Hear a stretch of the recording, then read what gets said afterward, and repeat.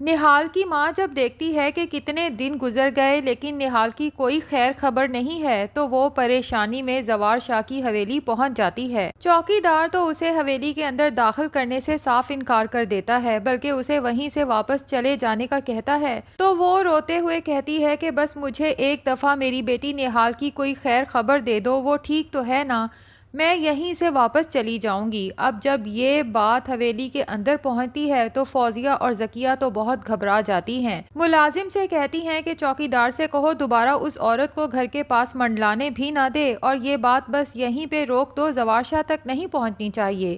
جبکہ ذکیہ تو گھبرا جاتی ہے کہ فوزیہ اگر زوار شاہ تک یہ بات پہنچ گئی تو وہ تو ضرور نہال کے بارے میں معلوم کرنے کی کوشش کرے گا،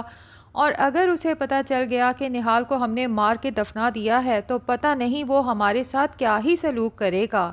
جبکہ فوزیہ ذکیہ سے کہتی ہے کہ ویسے تو زوار شاہ تک یہ بات نہیں پہنچ سکتی، ہاں البتہ تمہاری گھبراہٹ کی وجہ سے ضرور اسے شک ہو سکتا ہے۔ بہتر یہ ہے کہ آج کے بعد ہم آپس میں بھی نہال کا کوئی تذکرہ نہ کریں، اور یاد رکھو کہ ہم میں سے کوئی ایک بھی پھنسا تو شامت ہم سب کی آئے گی۔ اب یہ لوگ جو بہت مطمئن بیٹھے ہیں کہ ہم تو نہال کو مار کے دفنا بھی چکے ہیں اور نہال کے ساتھ ہی ہمارا جرم بھی سمجھو دفنایا گیا، لیکن انہیں کیا پتا کہ نہال نہ صرف زندہ ہے بلکہ ڈائن بن کے بہت جلد ان کی زندگی میں واپس آنے والی ہے اور ایک ایک کو اپنے ہاتھوں سے ختم کرنے والی ہے۔ ابھی تو یہ لوگ آپس میں پلاننگ کرتے ہیں کہ جس خاموشی اور رازداری سے ہم نے نہال کو اپنے راستے سے ہٹایا ہے، اب اسی رازداری سے ہم نے اس نہال کے بچے اور اس شباب کو اپنے راستے سے ہٹانا ہے،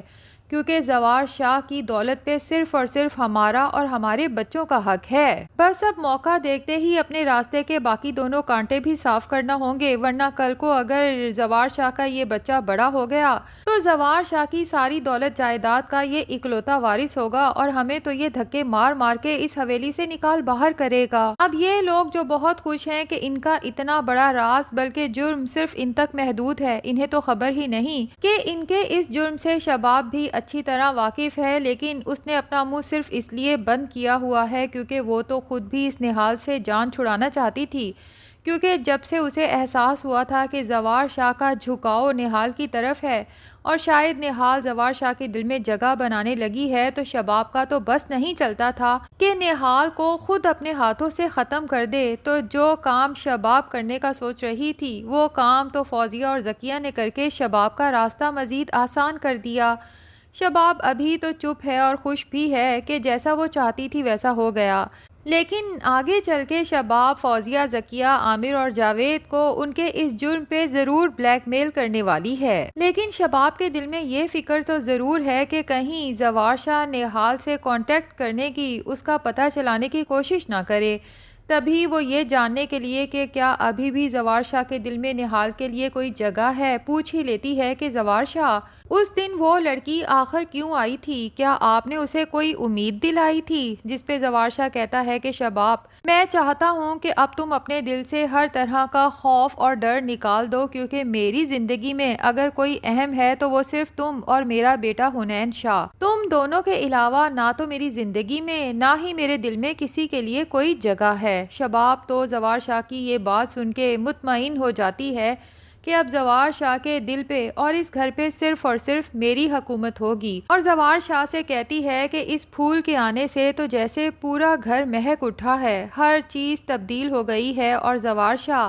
آپ تو مجھ سے پہلے سے بھی زیادہ محبت کرنے لگے ہیں، مجھے تو یوں لگنے لگا ہے جیسے دنیا میں ہی مجھے جنت مل گئی ہو۔ اب زوار شاہ جو شاید خود سے بھی جھوٹ بول رہا ہے کہ اس کے دل میں صرف شباب اور حنین شاہ ہیں، اس کے دل میں نہال نے کہیں نہ کہیں جگہ بنائی تو ضرور ہے۔ تبھی یکدم نہال کے لیے پریشان ہو جاتا ہے کہ پتہ نہیں اس دن نہال کو جب گھر سے نکالا تو وہ کہاں گئی اور کس حالت میں ہوگی۔ بہرحال پھر خود ہی اپنے آپ کو تسلی دیتا ہے کہ وہ میرے بھائی کے قاتل کی بیٹی ہے، مجھے اس کے ساتھ کوئی ہمدردی نہیں ہونی چاہیے، وہ یہاں جس کام کے لیے آئی تھی وہ کام ہو گیا، جلد ہی میں اسے طلاق نامہ بھجوا دوں گا تاکہ اب اس سے مزید کوئی تعلق نہ رہے، کیونکہ میں اپنی جنت اس لڑکی کی وجہ سے خراب کرنا نہیں چاہتا۔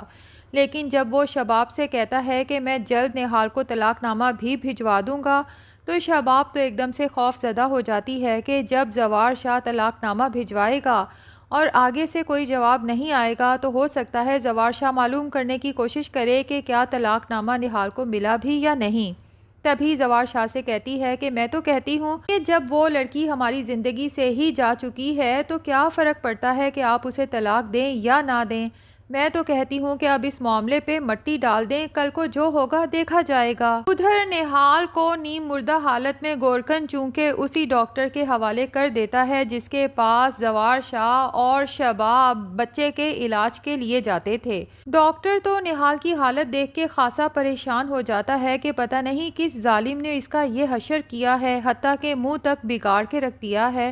بہرحال کافی دن کے ٹریٹمنٹ کے بعد آخر کار نہال کو ہوش آ ہی جاتا ہے، جبکہ اس کے چہرے کی معمولی سی سرجری کرنی پڑتی ہے جس کی وجہ سے اس کی شکل کافی حد تک تبدیل ہو جاتی ہے، لیکن منہ پہ بنے سکارز بھی بھر جاتے ہیں۔ ڈاکٹر کو نہال سے خاص ہمدردی ہوتی ہے کیونکہ کئی سال پہلے ڈاکٹر نے اپنی بیٹی کھوئی تھی اور وہ سوچتا ہے کہ اگر آج وہ زندہ ہوتی تو نہال کی ہم عمر ہوتی اور شاید دکھتی بھی نہال کی طرح۔ بہرحال وہ نہال سے کہتا ہے کہ اب تم مکمل ٹھیک ہو چکی ہو، مجھے بتاؤ تمہارے گھر والوں سے کس طرح سے کانٹیکٹ کیا جائے تاکہ وہ یہاں آ کے تمہیں لے جائیں، جس میں نہال ڈاکٹر کی منت کرتی ہے کہ میرا اس دنیا میں کوئی نہیں، نہ ہی میں واپس جانا چاہتی ہوں، مجھے تو میرے اپنے مار کے دفنا بھی چکے تھے، یہ تو پتہ نہیں اللہ کو میری کون سی نیکی پسند آ گئی کہ آپ کو فرشتہ بنا کے میری زندگی میں بھیج دیا اور میں زندہ بچ گئی۔ اور پھر نہال ڈاکٹر کو اپنی زندگی کی ساری کہانی سنا دیتی ہے۔ ڈاکٹر تو بہت دل برداشتہ ہوتا ہے اور نہال سے کہتا ہے کہ کون ہے وہ ظالم شخص جس نے تم سے شادی کی اور تم سے محبت کے وعدے بھی کیے، لیکن اپنا مقصد پورا ہو جانے کے بعد تمہیں اپنی زندگی سے نکال باہر کیا۔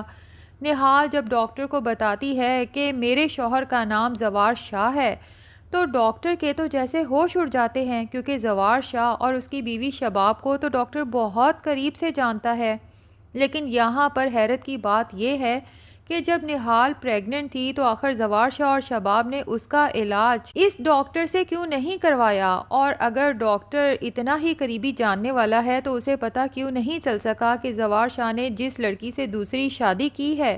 وہ یہی نہال ہے۔ بہرحال ڈاکٹر نہال سے کہتا ہے کہ اب چونکہ اللہ نے تمہیں نئی زندگی دی ہے تو تم نے اپنی زندگی کے بارے میں کیا سوچا ہے، جس پہ نہال کہتی ہے کہ میری زندگی کا صرف اور صرف ایک مقصد ہے، اپنے دشمنوں کا خاتمہ کرنا اور اپنے بیٹے حنین شاہ کو واپس لانا۔ جو مظالم ان لوگوں نے میرے اوپر ڈھائے ہیں میں وہ تمام مظالم سود سمیت انہیں واپس کرنا چاہتی ہوں۔ تو ڈاکٹر نہال کی کافی گرومنگ بھی کر دیتا ہے، شکل تو اس کی سرجری کے بعد کافی حد تک تبدیل ہو ہی چکی ہے،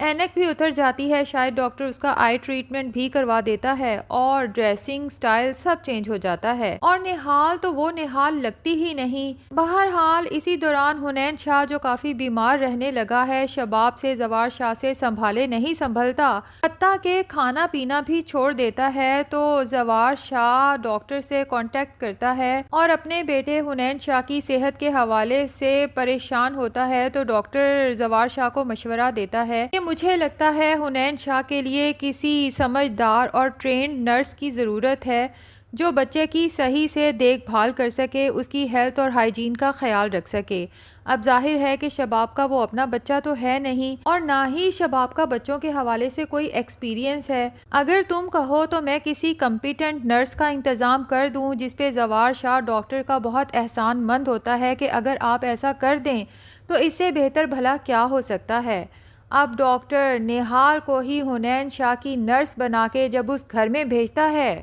تو نہال کی خوبصورتی دیکھ کر سب کے ہوش اڑ جاتے ہیں۔ زوار شاہ نے تو شاید آج تک اتنی حسین لڑکی نہیں دیکھی، تبھی نہال کو دیکھ کر تو وہ جیسے آنکھیں جھپکانا ہی بھول جاتا ہے۔ بہرحال شباب، فوزیہ، عامر، ذکیہ اور جاوید کو اور شاید زوار شاہ کو بھی کبھی کبھی ایسے شبہ ہوتا ہے جیسے اس نرس کی شکل کافی حد تک نہال سے ملتی ہے، لیکن زوار شاہ یہی سوچتا ہے کہ ہو سکتا ہے یہ محض ایک حسین اتفاق ہو، جبکہ باقی سب تو مطمئن ہیں کہ یہ نہال کیسے ہو سکتی ہے، نہال کو تو ہم کب کا مار کے دفنا بھی چکے ہیں۔ تو ناظرین، شاید ہو سکتا ہے کہ اب نہال رات کو اپنے اصل روپ میں وہی نہال بن کے سب کو نظر آئے اور سبھی پریشان ہو جائیں کہ کیا یہ نہال کا بھوت ہے یا کوئی ڈائن ہے، کیونکہ نہال تو زندہ ہو کے واپس نہیں آ سکتی اور نہال ان کو ڈرا کے مارنے والی ہے۔ تو ڈرامہ تو کافی انٹرسٹنگ ہونے والا ہے، کیونکہ سبھی ڈرامہ ویورز کو انتظار ہے کہ نہال کس طرح سے چن کے سب سے اپنا بدلہ لیتی ہے